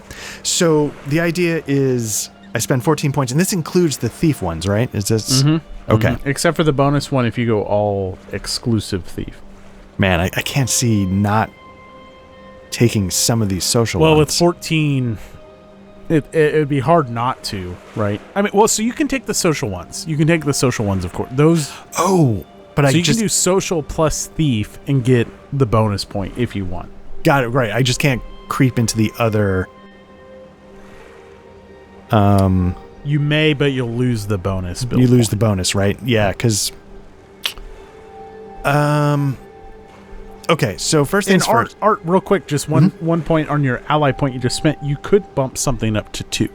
Yeah, I was thinking about that, but I didn't want to have that much pull. Okay. I want to really start scrappy. So I have 14 points. I don't know what all these do. Yeah, should we talk about them? Yeah, so I can... Yeah, go ahead. Yeah, I can guess what some of them do, but yeah. Well, so charm. Some of these are absolutely self-explanatory, and there's brief descriptions, and we can get into more mechanics. So charm people like you or find you attractive. Which ones you want to start with, the social ones, or you want to talk about the thief ones? Let's start with the social ones. Okay, so command people listen to you when you give them orders. And there's good examples of these. So, for example, a point in command. If someone trusts you, you can spend a point to execute your command. If they don't trust you, maybe it takes 2 points. There's one way that you could use command points in your ability. Intimidation, others find you terrifying. And there's limits on that, right? Like, you're not going to intimidate, and there's good examples of this book. You go intimidate a noble, but they're surrounded by their private security force. They're not going to be intimidated. Right. So then we have Liar's Tale. You know when you're being lied to. You can use Liar's Tale as well to also be a good liar. Mm-hmm. So it's kind of a double thing. Nobility, you fit in with upper crust. Servility, you fit in with the common folk and fade into the background, so you draw a little less attention to yourself. Taunt, I believe, is the next one. You can make people angry enough to monologue at you. And trustworthy, people want to trust you unless you give them a reason not to. And those are the social abilities. Right. Now let's talk about the thief ones a little bit. Okay, so city secrets, you know the back streets and hidden truths of the cities, which maybe that kind of ties into the architects who literally rebuild and know the original bones of the city. Mm-hmm. Then we go down to ridiculous luck. You're far luckier than most people and stumble on leads others might. Worth noting, ridiculous luck works both ways. Yeah. So that can be bad. Scurrilous rumors, bribery, gossip, and whispered secrets help you learn what others have done, and how you obtain those rumors can come about in a number of different ways. And then skullduggery, you can find out hidden information through reprehensible methods, blackmail, spying, shadowing. And then there's ways to spin those as well, which if you want, we can get into those. Right.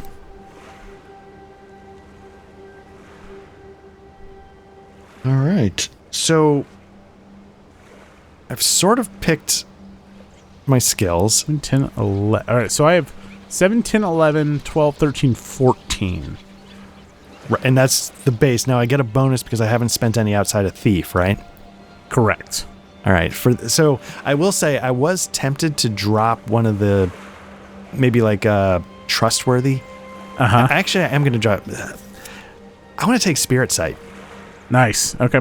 So I'm not going to get that bonus because I went out of my realm a little bit, but I just want it to be not that I exactly know always what's going on, but however it is out of the corner of my, but I maybe that's part of what made me a little bit exceptional as a thief before I blew it. And maybe that's part of why the mission that got me burned involved a statue and spirits. But yeah, I can sense it. I'm not an expert. But I have a connection that not everyone in the Thieves Guild had, and that's what made me a little bit unique before that all burned to the ground. Nice. I dig it. I love that. So worth noting, just as you take this complete picture, you say you're not an expert. 1 point in Spirit Spite means you're proficient. That's true. 2 is you are an expert, so you know the city's secrets. At rank 3, you have remarkable knowledge about the city. And then finally, Skullduggery, you're one of the most backstabbing, cheating, lying, no good, son of a bitch. That might be I just too want to say, much. like, 4 is you're one of the best. Yeah. And if you get up to 5, like, you're the best citywide. So, especially for investigative abilities, it's more of, like, 3 on general abilities can be high, but, like, when we're talking investigative abilities, when you have 4 in something, you're known for that shit. Like, people know you. Right. Okay, so let me yeah, because I don't want to be a master. Let me see, 2, 4, 5, 7, 8, 9, 10, 13. So I need to spend 1 more. And since I'm already out of, I'll take 1 of Leechcraft since I'm not getting the bonus anyway. Okay. So maybe yeah. Maybe I've seen some things, and Leechcraft, without looking up the description, is like medicine based. You kind of like, that's the medicine skill. Right. So you made the joke earlier, like, you don't need a skill to know if somebody died, but if you want to know how long ago they died, right? That's Leech. And so maybe because I've taken jobs with the mercenary or the City Watch, like, I've encountered more like dead people kind of stuff than just stealing trinkets, and maybe I've picked up a thing or two about that. Nice. So you're really, if I'm reading this, like, you're really good at reading people. You really blend in with the crowds. Mm-hmm. But damn, and you know about this city, and you can pick up clues and rumors because you know the true character of the city. But you'll do whatever it takes, no matter if it's lying, cheating, stealing, murdering, betraying, whatever.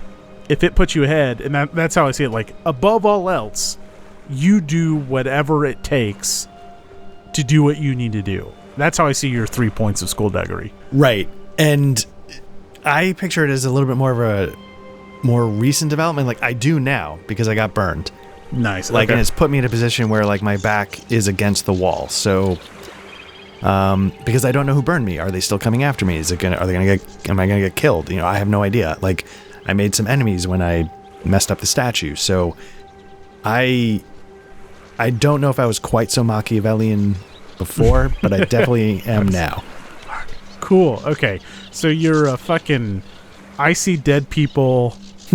I'll fucking double cross you in an instant, you motherfucker, if it means I'm going to get ahead. Yeah.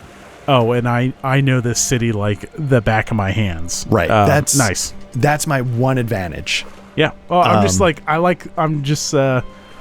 I see Haley Joel Osment, but it's got to be something a little different. Yeah. But I'm digging it. Okay. I like this. And obviously, like, you've seen some fucking bodies. Yes. Yeah. And you're a little lucky, but sometimes that luck works against you, which I think is a cool. Now, we need to talk about that. That's an explicit thing. Like, we're going to do it. I think that luck should be able to work against you. Yeah. If you're okay with it. I mean, technically, that's what the rulebook says. Definitely. And that's part of how I got into this position. Like, I feel like it's just bad luck. It's not. Somebody had it out for me, but I don't know why. So it just felt like, it's my luck that I ended up being the one at the wrong place at the wrong time that fell into this conspiracy.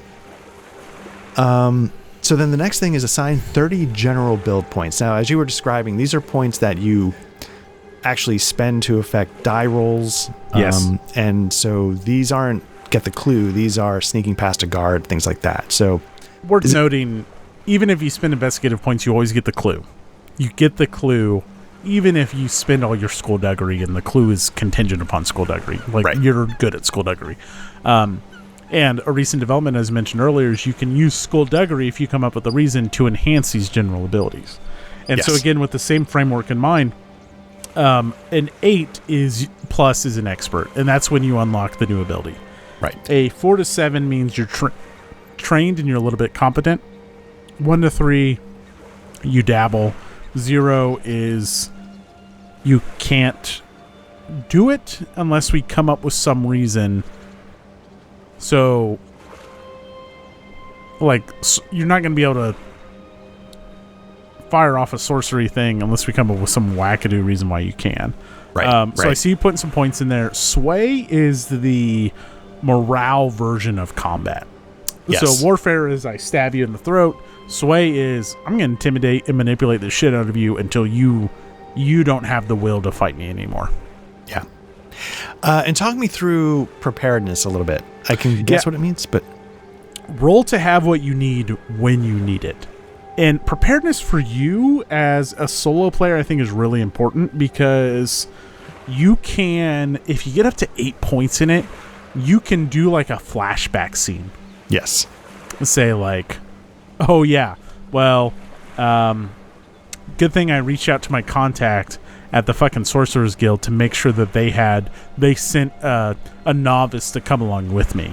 Like if you're like, I need some magic present here or whatever. So having they kind of recommend, you don't feel shoehorned into that, but having that flashback ability to kind of come up with, and actually of all the Gumshoe stuff, I think preparedness is kind of one of the coolest abilities they've ever come up with. Like you're putting points into having what you need. So if you're doing like Fall of Delta Green, like, okay, yeah, I came with some like basic ammo, but if you're like, fuck it, I need a fucking RPG, then it's like, yeah, I'm gonna roll preparedness to make sure we brought heavy firepower as well. If you didn't like explicitly say to the GM like, oh, I'm gonna spend time to make sure we're fully equipped, like, all right, we didn't really talk about that. You didn't talk about your plans for preparation. Roll. Like, that may be something you normally do, so roll and see what you get, and maybe I might set it at a 2 or something like that. So preparedness is a really cool ability. Yeah.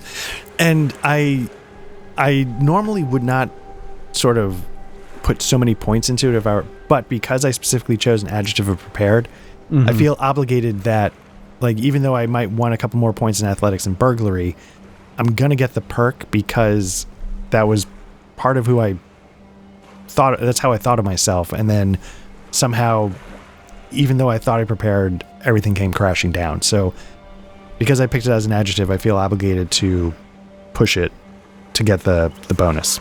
Nice. I like it.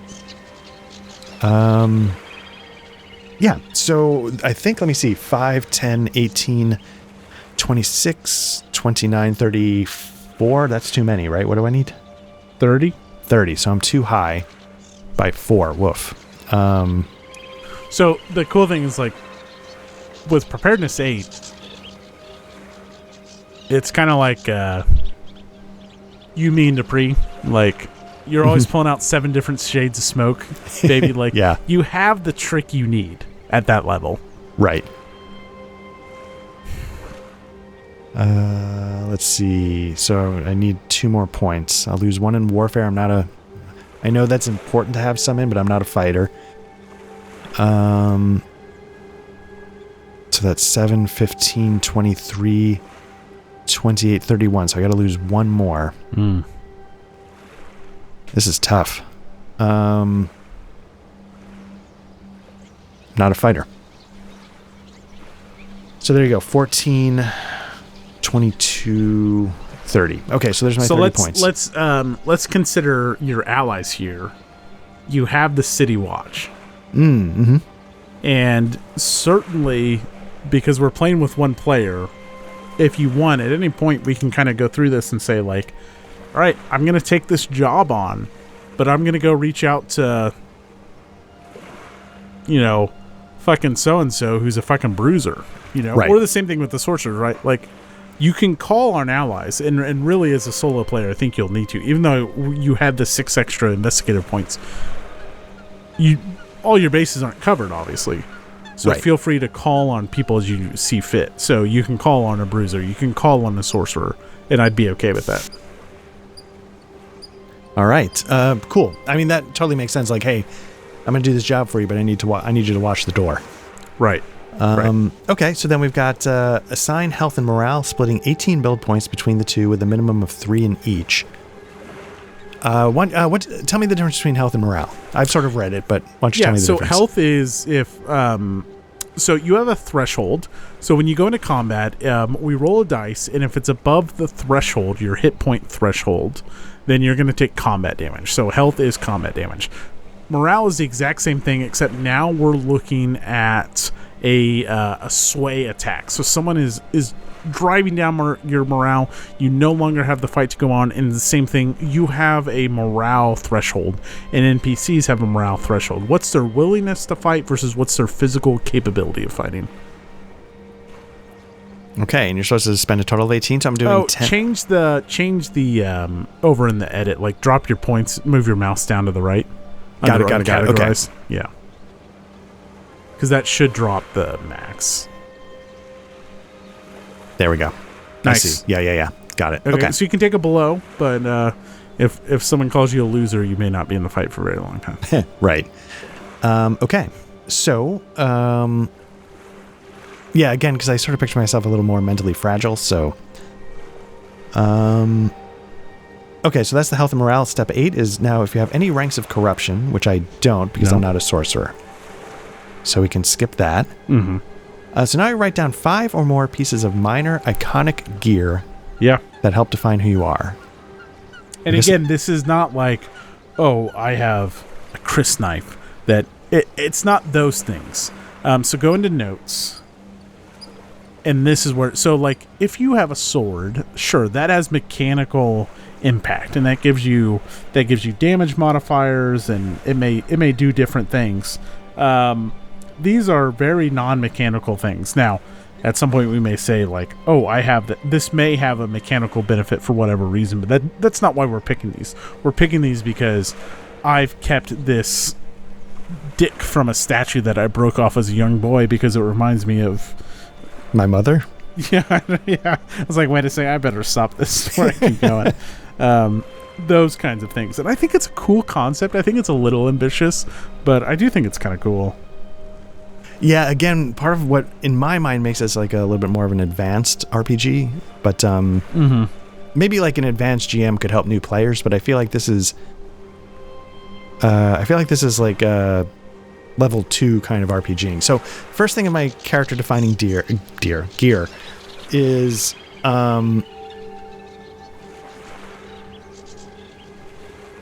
part of a handwritten note that I rescued from a fireplace regarding the job that burns me.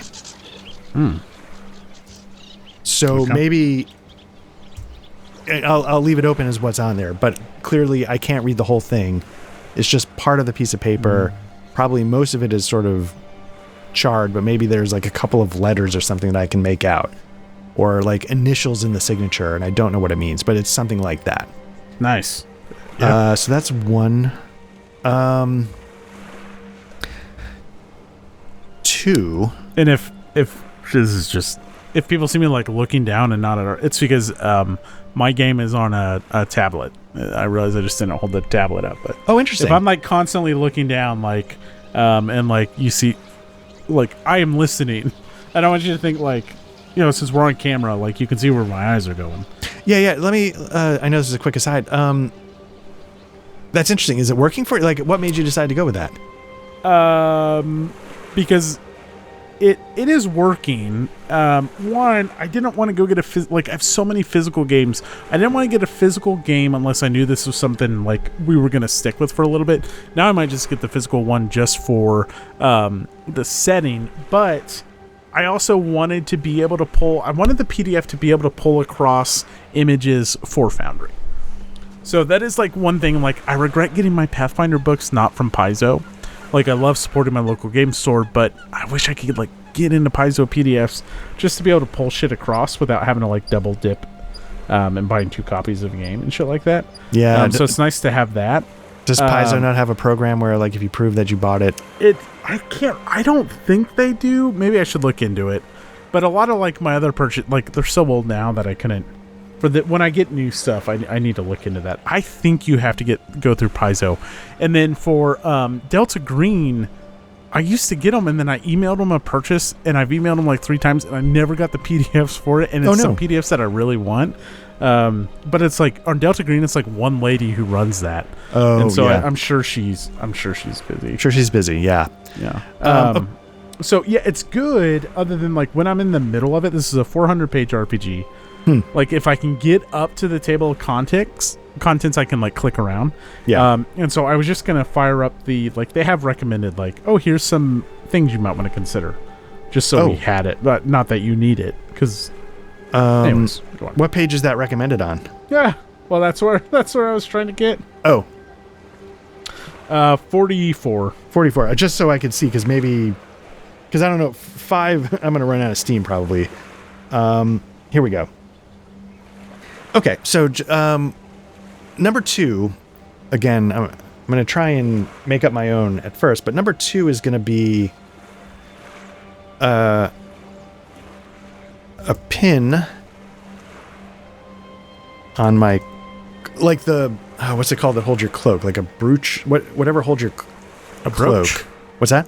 A brooch. Brooch, yeah. So it's like a brooch that holds my cloak. I don't know if I'm gonna spell it right. From a lost love. Okay. A 10-pound sack of beets. A 10-pound sack of beets, yeah. Okay. Checks out. Let me see. Looking at an empty coin purse, yeah. Like maybe it's a reminder of where I came from. Like it used to have some weight to it. But ever since I got burned, it's empty.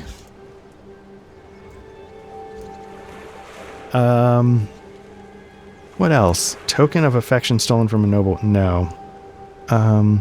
Oh, I like the idea of this attic room with a leaky ceiling. Yeah. Like it's not what you would expect, but part of, again, I keep calling back to Thief.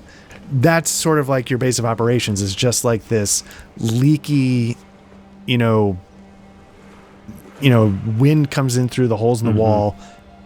You can barely find a way to stay warm at night, but it's all you've got. Yeah, and it's like a forgotten outbuilding on top of I read this book last year, and that's basically like you didn't notice this building on top of this like 3-story building, right? But it was like an outbuilding on top of the roof, and this kid who was like a street urchin, right? Like he lived there, and like unless you knew to look for this little outbuilding, you never noticed it. And I always loved that idea. Like, I don't know. I thought the book was fine, actually, but that whole concept, I was like, that kind of spoke to me. And I think if you want to take, like, a dagger and some leather armor, that's fine. As defining gear? Is that? Well, I think, no, unless it defines you. Right. No. But I think if you want to take those things in general, just to say you have them, I think it makes sense. Okay, and drafty. I'm going to... Well, do your 5th, and then I'll make a comment. Okay. And then the 5th thing is... how do I put this? It's like an ancient map of like the sewers before the city flooded, but maybe like it shows me ways around the city that... I love it. So here's what I was gonna. I was gonna give you a free one, but since you burned one, I'm gonna make you burn. No, I was gonna give you a free one because if we go back to your abilities, like your city secret ability is so high that I was gonna play on the encrypted list of safe houses.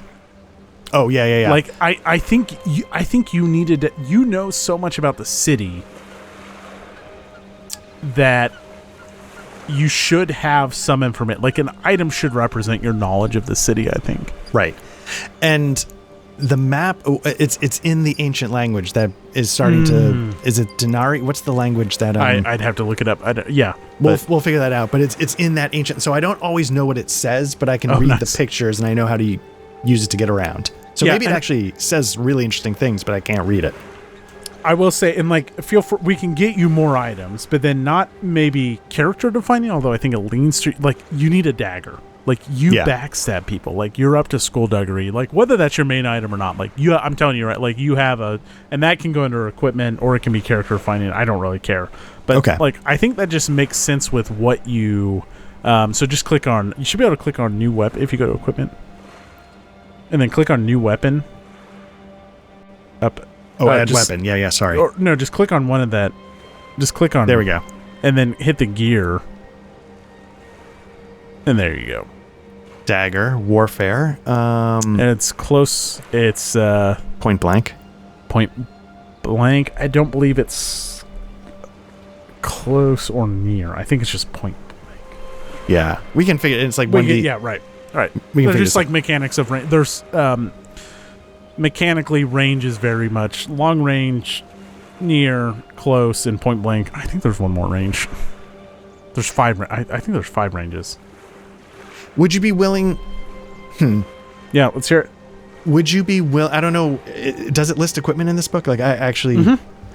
Is there something like would you be willing that like I lost?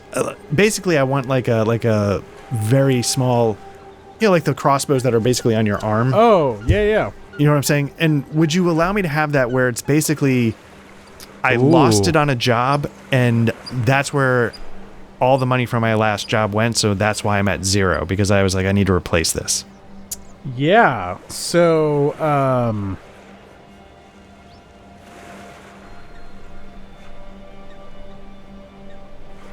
so this is like a concealed. You have not read Berserk, have you?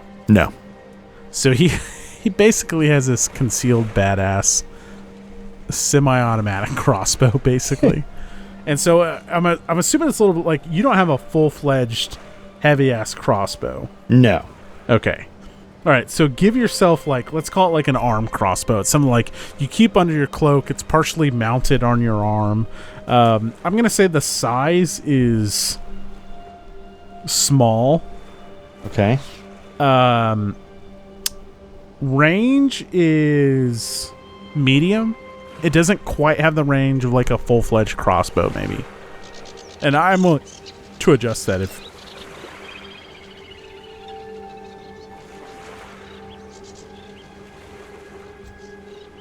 This is weird. What is it? I don't know if I'm typing too fast.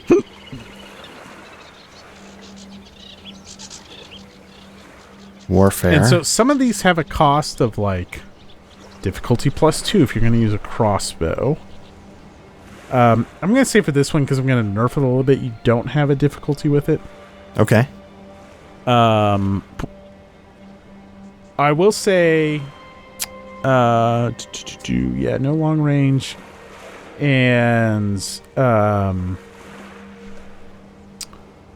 it's got. Can you add modifiers here? I'm not sure. Doesn't look like it. We may need to play around with that, because I'll probably give you armor piercing and a damage modifier +1. Okay. Yeah, I'm not seeing... Okay. Hit the check on that.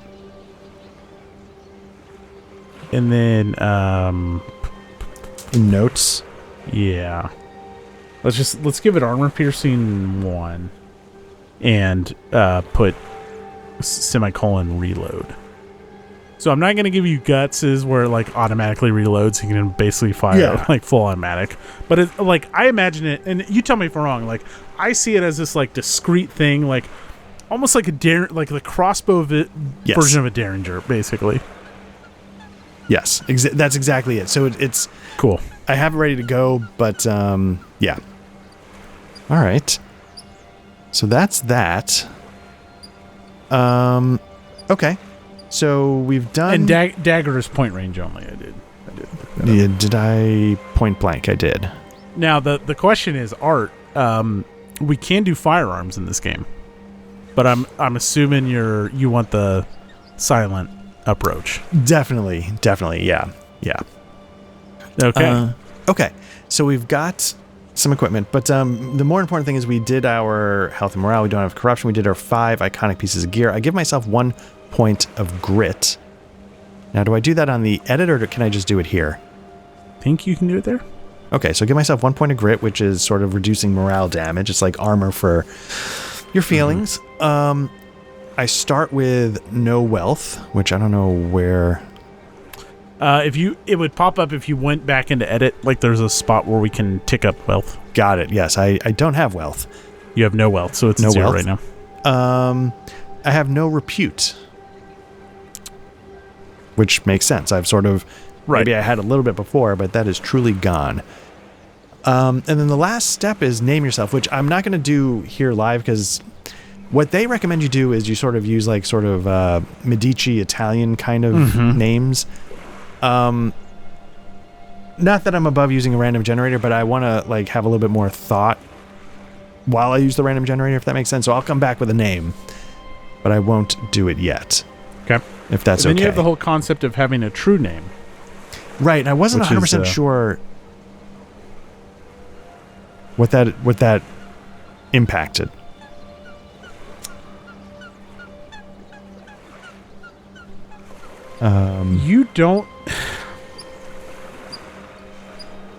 You don't have, let's say you don't know your true name yet. Okay, yeah. There's limitations on how you can learn that. So one is like prophecy, corruption, spirit sight. But I think it like it isn't just like something that's revealed to you, like it has meaning. So let's wait. So maybe you don't know your true name. Okay, that's maybe one of the things. And like you don't learn, and a true name isn't necessarily like, it's more this like kind of grand, I say metaphysical, that's probably not even the right word, I don't fucking know. Right. It's not like, oh, but my mother christened me as XYZ and that's my true name. It's not so much that. Right. It's like the godly true name. And you don't learn that about people. You don't introduce yourself as, I'm Art the Thief, but my true name is Articus. Right. Or shit like that. So yeah, that makes sense. So, and that's the end of the checklist. So we have successfully made a Swords of the Serpentine character. Now, Matt, let me ask you. I tried, like I said, the main thing I was trying to do was to play Garrett from the Thief the Dark Project, but to flip the script on what might be obvious in terms of the game's mechanics. A little bit with like alliances specifically. Do you feel like you have some stuff here to work with? Yeah, one, I think your adjectives really allow me to play with. So one of the things like trick is like, okay, you're a thief, you're involved with the thief. What's your motivation for taking an investigative job? Because sometimes it's hard to like just throw a dead body in front of you when like, well, is that dead body gonna pay? Right. Right. But like your character is so fucking desperate that I'm not worried about that. So that was actually like one of my questions was going to be, why does your character want to investigate? I think your character wants to investigate because they have nothing else to do and they desperately need to get paid. So if it's a paying job, they're on board. Right. So that's good. Yeah. I think it's good. Again, it goes back to when we first started talking about that. One of the problems with Gumshoe is it kind of asks the players to be well-rounded to match all the check boxes, but I'll just work with this. I mean, yeah, there's a lot of investigative abilities that you did not take. That's fine. We'll figure it out. Yeah, I have to adapt. You may and be overcome. put in situations where you just don't have you're not going to charm yourself out of into a bed chambers or out of a sticky situation. You're gonna have to rely on something else. So it's gonna be if you're about to be captured, I'm not always gonna spoon feed you the out, and so you're gonna have to come up with why city secrets leads to your escape. Which I think we can do that, right? Like that's pretty easy. But like, why does city secrets lead to your escape? Because you slip down the sewer, whatever. Yeah, right? yeah, so, yeah. Very nice. I have to say, like, there were some things that I thought about ahead of time, and, I told you about them. Yeah. But a lot of this came about on the fly, and I feel like, I mean, again, maybe I get killed in the first adventure, like Otari style, but I feel like there's some interesting things here that could, like, strings that could be sort of tugged at to hopefully make some interesting stuff happen. Yeah, so I love this idea of we sit down at a zero session and we come in without a character concept, and I thought that's what I wanted here. And then it turned into, well, I don't want Art to have a character concept because I want to talk to him about this being like a very investigation-based game. And so he needs to have a character that's motivated by investigation. So I don't want him to come in here like, oh, I'm a thief and I'm only motivated by stealing shit from rich people, or like whatever your motivation is. But I think we've avoided that. And so the whole idea of like, oh, come in with a blank slate wasn't as important here when it finally got here. But I think I really enjoyed fleshing out your character. And two, since we're one-on-one, I like coming in with a blank slate so you're and Patrick characters mesh. You know, like I don't want your character to be like a witch hunter that purges all corruption in Symbaroum and purges all outsiders and barbarians, and then Patrick shows up as a barbarian witch. You know, like it's like, okay, well, we have to make that come together. So that's why I like these, but I think some of my we need to do a zero session was put to ease up pretty quick because very nice. We addressed all those things. Yeah, and I gotta say, like, you know, you and I have had some one-on-one sessions, and I hope, because of the systems you picked, I hope we revisit all of them and we get Patrick in here. Liminal Horror, part of the podcast. Yeah. Well, so we should say Liminal Horror is going to happen. We're just waiting on the deluxe edition. We talked about that, right? Like, do we go back to Liminal Horror on this potential upcoming one-on-one time? And I think the answer for both was yes, absolutely, but let's just wait for the new edition. Yeah.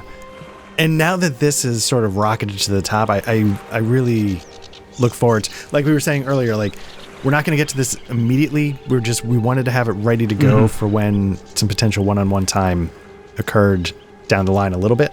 Yep. And yeah, I got to tell you, I'm really looking forward to when we can get back to this. So just so the listeners, watchers know, like, this isn't going to be like weekly starting right now. This is having it in our pocket, so we're ready to go. Yep. Yeah, because I still need to like import scenes and get the really familiar with the scenarios. Again, I've narrowed it down to 2, but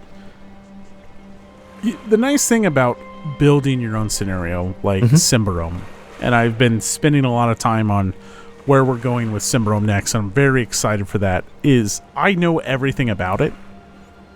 I came up with that. Yeah. If we go to X, I know who lives in X, I know what will happen in X, and I know the traps and the tricks and whatever in X. When you do a pre-made scenario, which is where we're going to start with this, like I'm going to use one of the there's a scenario book and there's some free scenario hooks and all that stuff, and I think a lot of them are a lot of fun. I'm going to use one of those. Is you need to know it and you got to read through it all, right? Yeah, because it's someone else's work and you don't know like the dinner party murder mystery. I didn't read through it all the way. I don't know what the trips and the traps and the whatever like in the solution is because I didn't read all the way through it. Like I could come up with one on my own, sure, but anyways, yeah. So there's still some work to be done, but we wanted to plant the seeds tonight and just be ready to hit the ground running when we get a chance. Yeah, and I also feel like I don't know if this is fair or if anybody actually because of my particular kind of crazy, like when I say do 2 sessions of Hostile, like I feel obligated. Like that's not something I can just cast. So I hope this puts a little bit of weight on us to make sure we come back, because it was fun to discuss the system, the setting in the beginning. It was really fun to make this character, and I really want to spend some time here. Yeah, I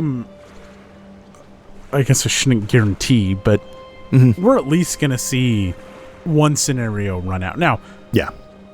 Am I interested in coming up with reasons of why was your thief burned? What does that note say? What is that, where does that lead? What can we explore in the city? Yeah, absolutely.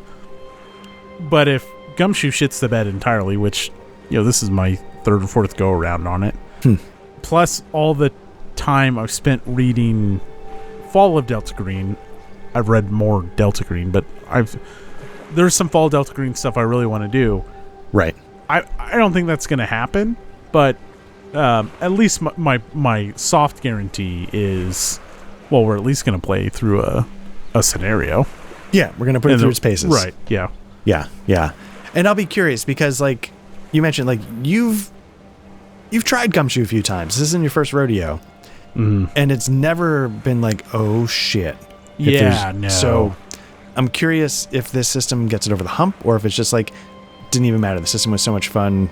Sure, Gumshoe. I'll be curious where we land after we give it a true shake. You know, it has this, and we talked about this, it has this goal of we're going to fix clues for RPG role-playing, but, like, yeah, it fixes them. And I think you brought up the point, is that even really an issue if you just have a good GM? But even if that's what it does, and it does it brilliantly, it's not Pathfinder, right? Like, Pathfinder mechanically is so awesome with the 3 action mechanics and the availability of classes. Like, I'll tell you now, like, this is not like Pathfinder levels of horniness here over here. But I do think it's a very competent and solid system. It has a very ambitious goal. So it'll be cool to because in both of those plays of Gumshoe, there was no like our kind of decompressing debriefing at the end, like, oh yeah, that was fun. And like the Bubble Gumshoe one just kind of fizzled anyways. Like, we never reached a conclusion with it. So there was no post-analysis, which I think we'll both enjoy and have a chance to like really examine the game. Definitely. Yeah. And again, this does things that are different too. The enhancement of investigative abilities helps with one of my biggest humps, which is, okay, you've spent your 8 preparedness points, but you devoted resources to that. So now you're just like an unprepared, like, you spent your 8 stealth points, so you're no longer stealthy.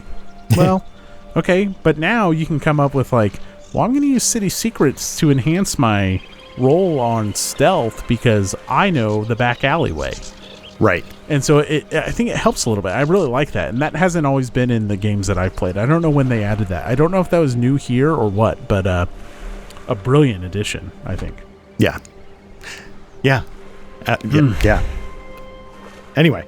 I don't know if I'll drink a bottle of wine before next time. But, did it help tonight?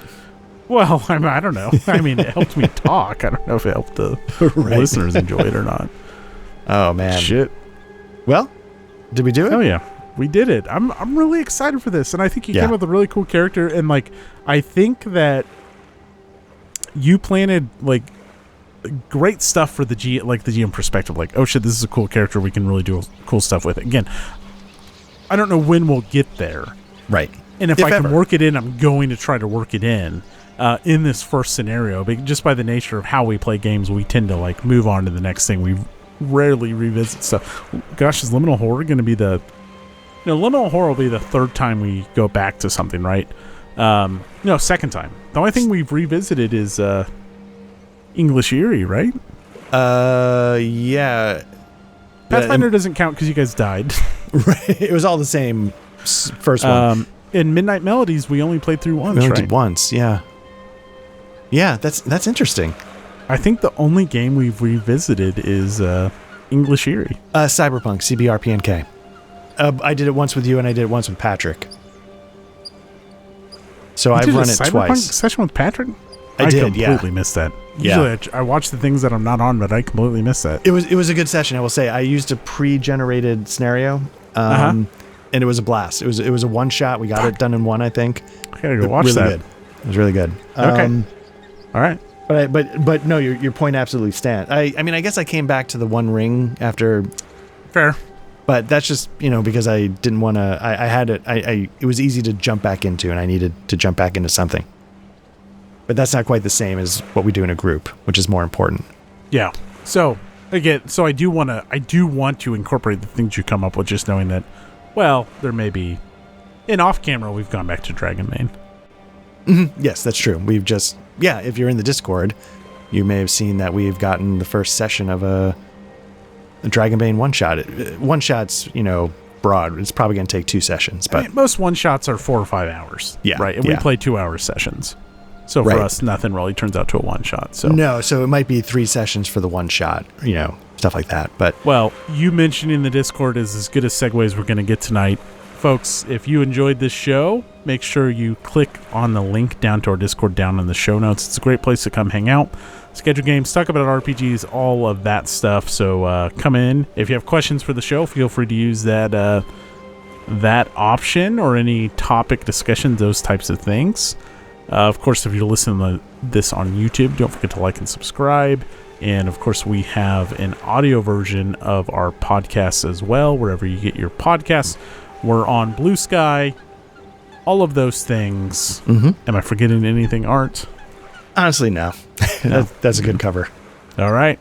That is going to do it for us, folks. Good night. I don't know what's next. I'm out next time, so it's you and Patrick and whatever shenanigans you two get up to. I'm looking forward to it. Yeah. He said he might be around. We'll figure it out. Good. Excellent. All right. Thank you, everyone. Good night. All right. Good night. Take care.